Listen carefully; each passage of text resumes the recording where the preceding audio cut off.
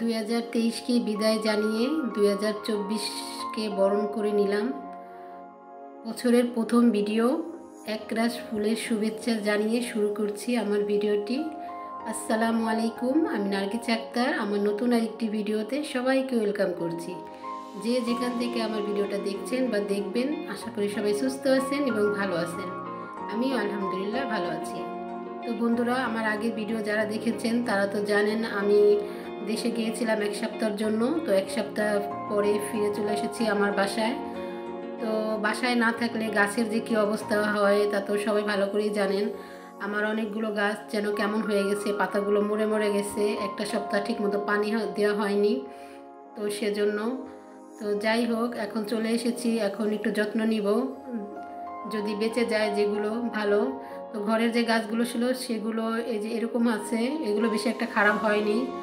এগুলো তো যেহেতু পানিতেই রাখা আছে, তো সেজন্য এগুলো একটু ভালো আছে। কিছু কিছু পাতা একটু নষ্ট হয়ে গেছে। তো যাই হোক, এখন যত্ন করলে সব ঠিক হয়ে যাবে। তো বছরের প্রথম দিন কার কেমন কাটছে? 2023-এ আমরা অনেককে হারিয়েছি, আবার অনেককে পেয়েছি। তো 2024 যেন আমাদের সবার ভালো কাটুক, সবার মনের আশা যেন পূর্ণ হয়। তো সকাল সকাল গাছের যত্ন নিয়ে চলে এসেছি স্কুলে। এটা হচ্ছে জানুয়ারি মাসের 1 তারিখ। তো ছেলেকে স্কুলে ভর্তি করাবো, বই নিব, রেজাল্ট নিব, তো সেজন্য স্কুলে চলে এসেছি।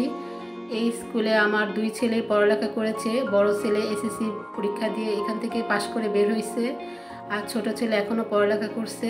তো স্কুলটা অনেক বড় মাঠও আছে। আসলে ঢাকা শহরে কিন্তু যেসব স্কুল থাকে বেশিরভাগ ফ্ল্যাট বাসার মতো মাঠ থাকে না।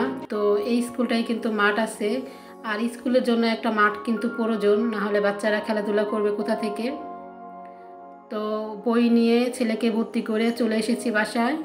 তো ছেলেকে বললাম বইগুলো একটু বের করো, নতুন বই পেলে আসলে সবার কাছে ভালো লাগে। আমরা যখন পড়াশোনা করতাম তখন এই যে নতুন বই পেলে আমরা প্রায় ধরে ধরে দেখতাম। আসলে নতুন বই পেলে খুবই খুশি লাগে। তো আমার ছেলেকে বলছি বইগুলো একটু বের করো, আমি একটু দেখি আর একটু ভিডিও করে নিই।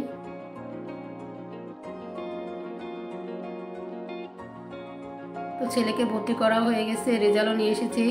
আর এবছরের পড়ালেখার কথা আর কী বলবো বন্ধুরা, অনেকেই খুশি না এই বছরের পড়ালেখার যে সিস্টেমটা। আসলে নতুন কোনো কিছুই আমরা স্বাভাবিকভাবে কিন্তু মেনে নিতে পারি না। পুরান যেগুলোই আমাদের পছন্দ, তো নতুন আসলে দেখতে দেখতে ঠিক হয়ে যাবে। পড়ালেখার ধরনটা যখন চেঞ্জ হয়েছে, তো আমরা প্রথম বছর দেখে একটু মেনে নিতে পারছি না। এরকমভাবে কয়েক বছর গেলে আবার এটার সাথেও আমরা অ্যাডজাস্ট হয়ে যাব।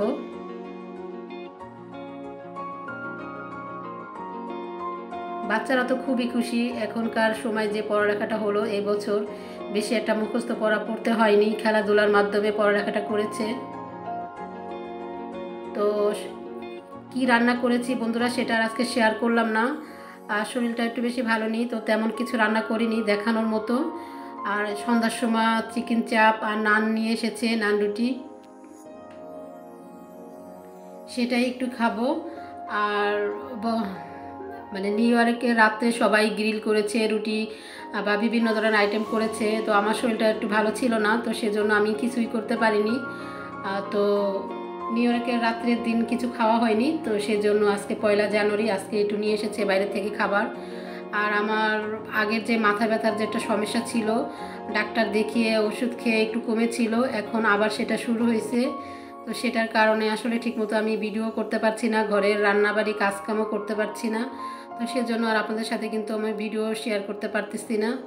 তো এই ভিডিওগুলো করেছি কষ্ট করে, আর ভয়েসটাও দিচ্ছি। তো দেখতে থাকুন আর ভিডিওটা না টেনে দেখবেন। আর এখন পর্যন্ত যারা একটা লাইক দেননি, তো প্লিজ ভালো লাগলে একটা লাইক দিয়ে দিবেন। আর কোনো নতুন বন্ধু যদি আমার চ্যানেলে এসে থাকেন আর আমার চ্যানেলটি যদি ভালো লাগে, তাহলে সাবস্ক্রাইব করে পাশে থাকতে পারেন।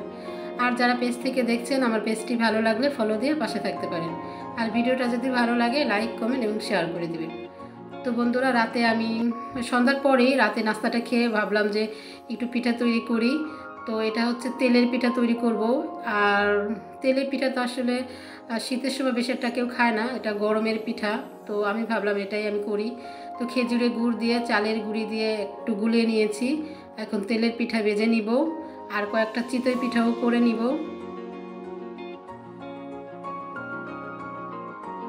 এই পিঠাগুলো বানিয়ে রাখলে, একটু ফ্রিজে রাখলে আমার কাছে ঠান্ডা ঠান্ডা পিঠাগুলো ভালো লাগে। তো ভাবলাম রান্না বাড়িতে বেশি একটা কিছু করিনি, তাই একটু পিঠাটাই শেয়ার করে দিই। তো আমি একটা টিপস আসলে দেখিয়েছিলাম কিন্তু বলতে ভুলে গেছি। আমি কিন্তু তেল যখন গরম হয় তখন কিন্তু 1 চিমটি লবণ দিয়েছিলাম। আর এই লবণটা দেওয়ার কারণ হচ্ছে তেল জাতীয় কোনো কিছু যদি ভাজা ভুজা করি তেলে আমরা, তাহলে যদি 1 চিমটি লবণ দেওয়া হয় তখন কিন্তু মানে তেলটা একটু কম টানে। তো সেটা আমি প্রথমে বলতে ভুলে গেছি, এখন বলে দিলাম। আপনারা যদি তেলের কোনো কিছু তৈরি করেন তো 1 চিমটি লবণ দিয়ে দিবেন, দেখবেন আপনার তেলের খরচটা কমে যাবে। তো এটা প্রথম পিঠা, সেজন্য একটু গোল হয়নি। বাকি সব পিঠাগুলো আল্লাহর রহমতে ভালোই হয়েছে। তো দেখতে থাকুন ভিডিওটা।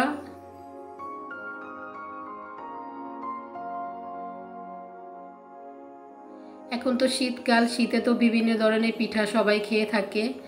তো আমি নয় একটু ভিন্ন ধরনের পিঠাই তৈরি করলাম।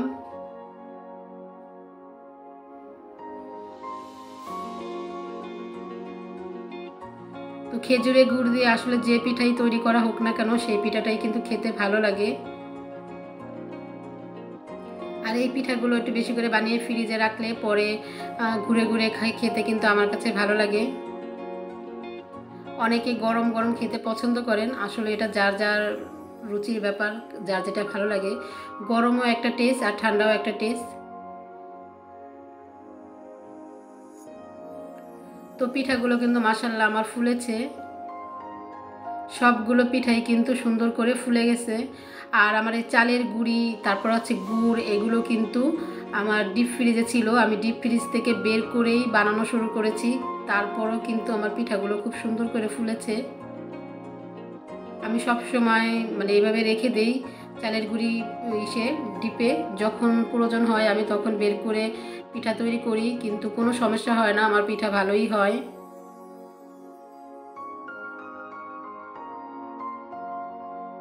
তো লাস্টে আমি কয়েকটা চিতই পিঠাও তৈরি করব, সেটা আর শেয়ার করিনি, পিঠাগুলো দেখিয়ে দিব।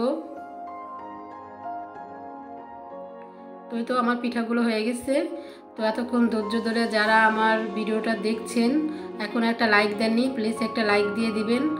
আর আপনাদের সবাইকে অসংখ্য অসংখ্য ধন্যবাদ আমার ভিডিওতে এই পর্যন্ত থাকার জন্য। আর ভিডিওটা কেমন লাগলো অবশ্যই কিন্তু কমেন্ট করে জানিয়ে দিবেন। দেখেন পিঠাগুলো কিন্তু সফট হয়েছে, আবার লাল লালও হয়েছে। খেজুরের গুড় দিয়ে তৈরি করেছি, এই জন্য একটু টেস্টটা বেশি এসেছে। চিনি দিয়ে তৈরি করলেও ভালো লাগে, কিন্তু গুড়ের পিঠাটা বেশি মজা লাগে। তো আমার ভিডিওটা এই পর্যন্ত ছিল। সবাই সুস্থ থাকুন, ভালো থাকুন, আল্লাহ হাফেজ।